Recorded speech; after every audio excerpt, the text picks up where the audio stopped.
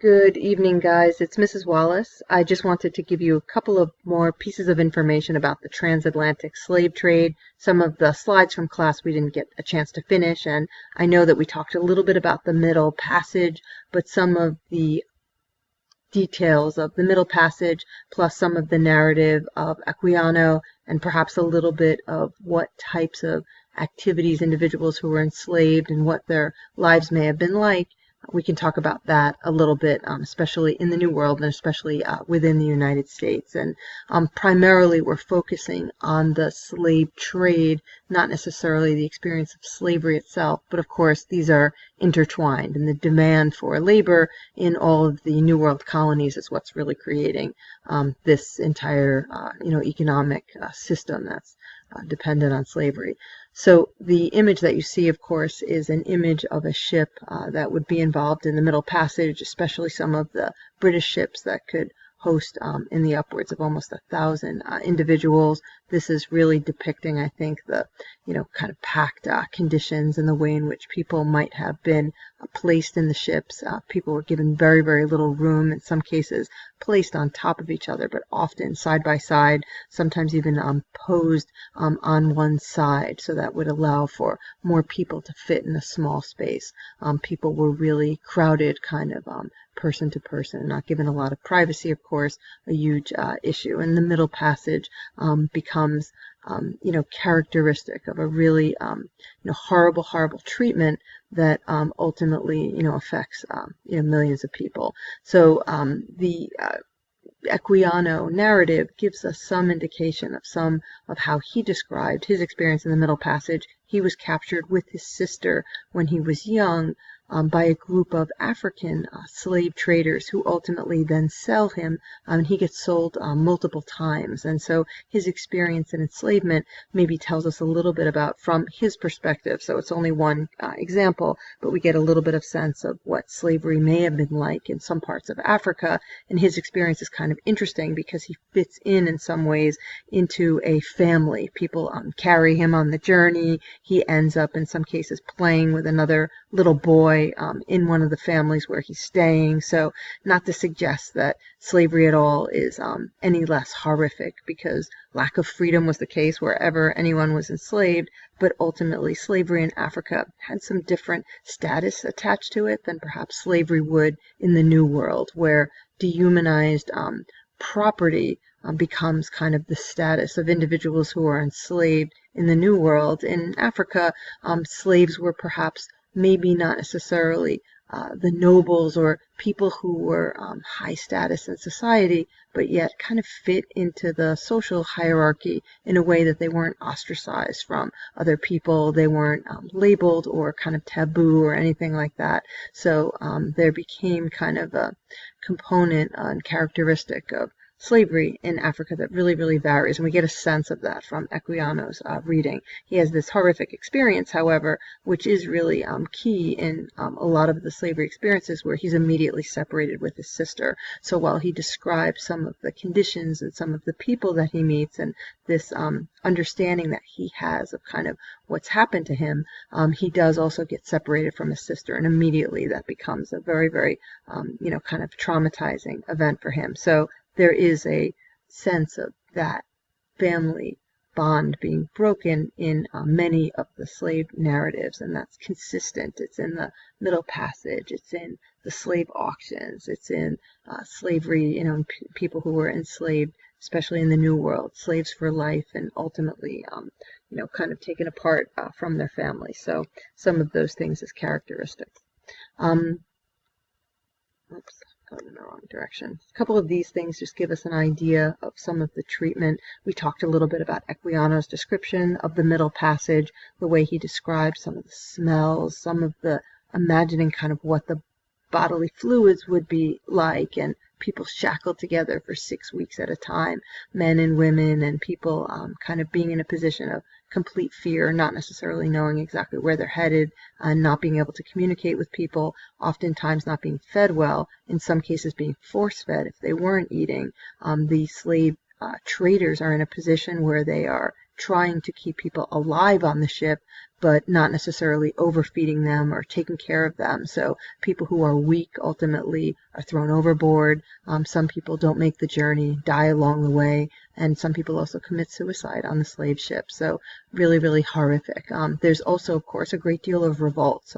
Oftentimes, a student question is why and when did people revolt, right? What was kind of why did some people perhaps not revolt? Why did people revolt? And there's a good number of examples of revolts on ships, probably in the upwards of almost 500 of these. Not all of these lead to successful taking over the ships, but there are even those examples.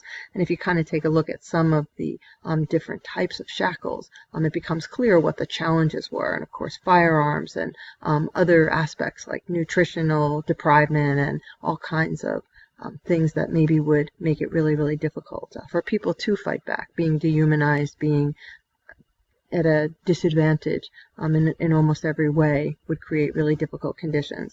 These types of shackles, for example, over here, this almost looks like a, kind of confusing type of shackle. This would be for somebody's feet and maybe one person going in one direction, another individual going in a different direction. So this could be a way to kind of hold a group of people kind of in place and also not enable them to use their power together.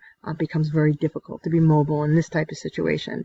For some of the males and, kind of a lot of the people impacted, a lot of the people enslaved, and a great deal of the people who become missing from African society end up becoming maybe that 30, 40-year-old, 20-year-old African male. Oftentimes this type of collar was used in order to prevent people from using their arms in order to fight back. So the collar would create a barrier in a sense for people to use any part of their upper body to revolt. So some of those things. This is Ola De Leon. So you can see a little bit of the book that he has published, the interesting narrative of the life of Ola De Leon. We have other slave narratives that are famous, such as like the narrative of the life and times of Frederick Douglass. Something that's interesting about Equiano is he is actually captured when he's a child, and with his sister, his younger sister and him together, and he recalls some of the story as an adult for the purposes of trying to find a way to abolish the slave trade. So he becomes a leading abolitionist, particularly in Britain, in order to push back against slavery. And he had been taken to the Americas, and he is originally from modern-day Nigeria. So his story becomes important because we don't have many stories that detail the Middle Passage. We have a lot of data from the Middle Passage that was collected in the ship manifest. We have a lot of data about how much certain people gain from transactions. In some cases, the numbers of dollars made from each individual person enslaved maybe varies depending on age or the value that they might contribute to a plantation or something like that. But the overall amount of money that a ship could garner is easily in the tens of thousands of dollars, and that type of profit was extensive, at that time. One of the things that a lot of times students ask about is what types of effects occurred in Africa as a result of the slave trade, and historians kind of make a few comments on this, and there is a great deal of debate.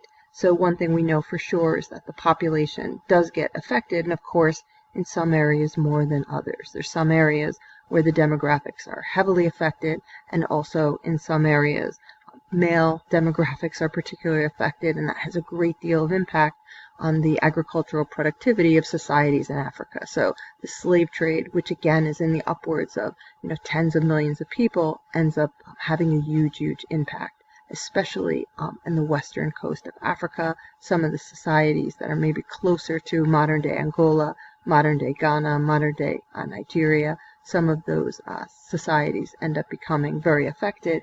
But there are a lot of variations. So there are, for example, some historians do actually argue that some of the population decline that occurs because of the slave trade, and there definitely is population decline. You can see the stat on the screen, 18% of the world's population in 1600. So below the Sahara Desert is 18% of the world's population in 1600, only 6% in 1900. A good part of that reduction might be from the transatlantic slave trade. There's also some counter to the population decline in that the Columbian exchange, so Columbus's trip to the New World, likely led to some additional foodstuffs and agricultural goods that were coming from the New World. This might include things like the potato and other types of goods like maybe cassava, and some of those nutritional advantages ended up perhaps increasing the population in Africa. So some of the decline might be tempered by some better nutrition, but clearly some societies are at a huge disadvantage because of the impact of the slave trade. The other thing that becomes really important, of course, is not only does this affect economic the productivity, it's also affecting the social system. So lots and lots of disruption to the social system. The balance of men and women in some cases gets very affected, the way in which people relate to each other, and there's a lot of bitterness between groups of people. There is in some cases additional warfare or additional incentives where one group may exploit another group within some of the African societies. So you end up in some cases with a variety of effects.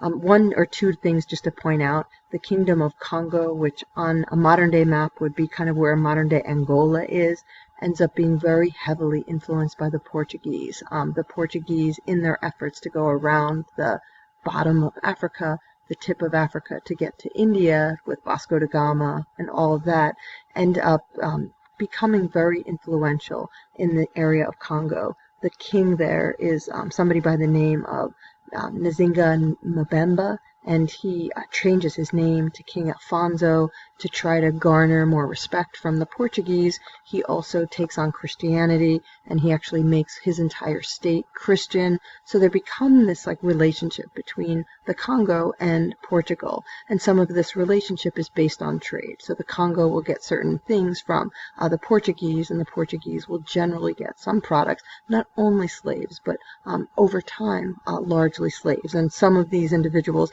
initially go to Lisbon in Portugal, but then quickly end up in places like Brazil and the New World. So the slave trade in the Congo ends up becoming so excessive that there is actually this huge backlash effect, and King Alfonso will take it upon himself to write angry letters to the leader of Portugal, several kind of in sequence of each other. And these angry letters suggest that the African Society of the Congo had had enough with Portugal, at first maybe taking on some individuals in the slave trade that maybe were okayed by the leadership in the Congo, but ultimately then the Portuguese become what King Alfonso is going to call essentially really greedy, and taking a great deal of people that weren't like kind of part of the deal. So it seems as if over time, and as the slave trade expands, there's some African societies that are pushing back, and even below Angola, or modern day Angola, there becomes another society kind of still in that same region, Ndongo. That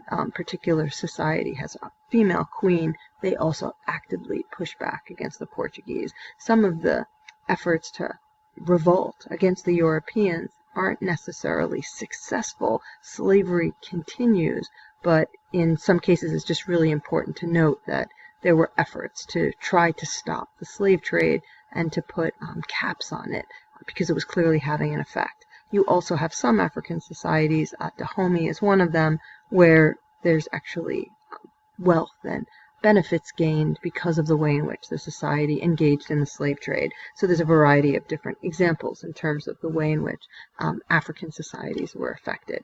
So really quickly, because we only have like a minute, I guess, on this video, which you're probably counting down the minutes, the English migration to the New World also depends heavily on slavery. It's kind of unique. The English migration starts in like the 1600s. There's kind of two groups that you could look at. One is a New England group These are your religious freedom seekers, folks who are largely coming as families, so men, women, children, setting up in places like Salem, Massachusetts as groups of Puritans. And then there's also the Jamestown colony, or sometimes called the Chesapeake colony, ultimately becomes the Royal Colony of Virginia. This particular colony is set up with a little bit more of an effort to try to find gold, and gold isn't found, so eventually the society switches to tobacco, which becomes a huge cash crop, something that becomes high in demand in England, and tobacco becomes grown everywhere. It was on every single area of Jamestown, and there is a great deal of growth in the economy there and a high demand